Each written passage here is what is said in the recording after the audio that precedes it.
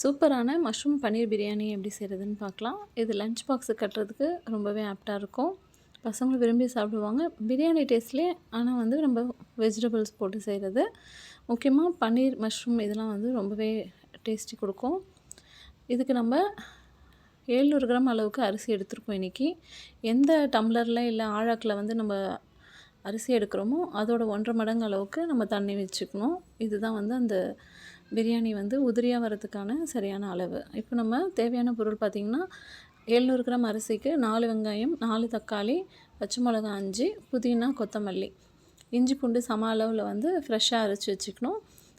மிளகாத்தூள், மஞ்சத்தூள், கரம் மசாலா எடுத்திருக்கேன். பட்டை, கிராம்பு, ஏலக்காய் எடுத்திருக்கேன். எண்ணெய் வந்து கொஞ்சம் தேங்காய் எண்ணெயும் ரீஃபைண்ட் ஆயிலும் எடுத்திருக்கேன். தயிர் தேவையான அளவு. உப்பு நம்ம வந்து டேஸ்ட் பார்த்துட்டு போட்டுக்கலாம். இதுக்கு வந்து வெஜிடபிள்ஸ் பார்த்திங்கன்னா மஷ்ரூம், பன்னீர், கேரட் போட்டிருக்கேன். வெங்காயத்தை வந்து நம்ம ப்ராசஸில் போட்டு எடுத்துக்கிட்டேன். நான் அதில் போட்டு எடுக்கும்போது நல்லா உதிரி உதிரியாக கிடைக்கும். அதுங்கிறதும் கொஞ்சம் சீக்கிரமாகும். அப்புறம் தக்காளியும் அதே மாதிரி பண்ணி எடுத்துட்டேன்.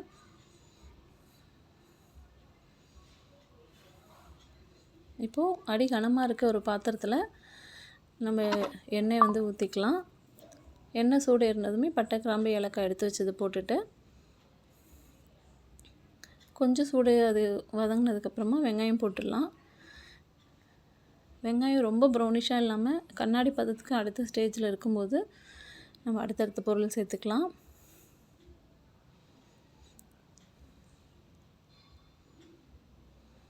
இஞ்சி பூண்டு பேஸ்ட்டு போட்டு இப்போ நம்ம வதக்கிக்கிறோம்.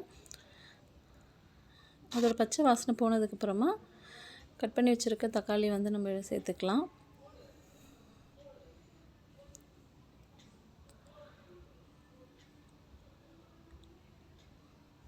தக்காளி ஓரளவுக்கு வதங்கிட்டோன்னே புதினா, கொத்தமல்லி, பச்சை மிளகாய் எடுத்து வச்சது சேர்த்துறோம்.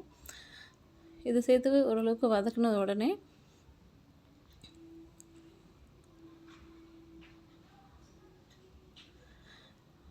மஞ்சத்தூள், கரம் மசாலா, மிளகாய் தூள் எடுத்து வச்சது போட்டிருக்கோம். இது எண்ணெயிலே இதெல்லாம் வதங்கி முடிச்சதுக்கப்புறம் நம்ம தயிர் சேர்க்கும் போது அதோட கலர், அந்த ரா ஸ்மெல்லாம் போயிட்டு எல்லாமே சரியாக இருக்கும். இப்போ தயிர் சேர்த்து நம்ம கலரிட்டோம். இதுக்கப்புறம் கட் பண்ணி வச்சுருக்க மஷ்ரூம், பன்னீர் அண்ட் கேரட்டை வந்து நம்ம கலந்துக்கலாம்.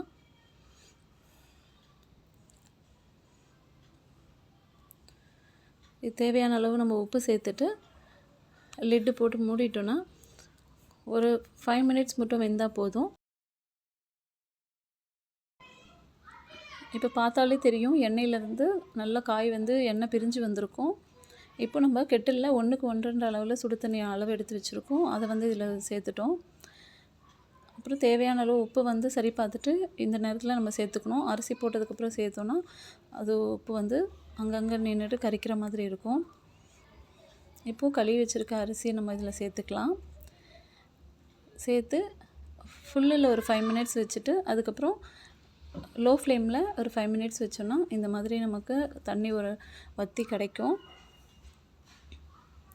ஒரு வாட்டி இதை நம்ம நல்லா கிளறி விட்டுட்டு ஈக்குவல் பண்ணிவிட்டு நம்ம மூடி போட்டு வச்சிடலாம்.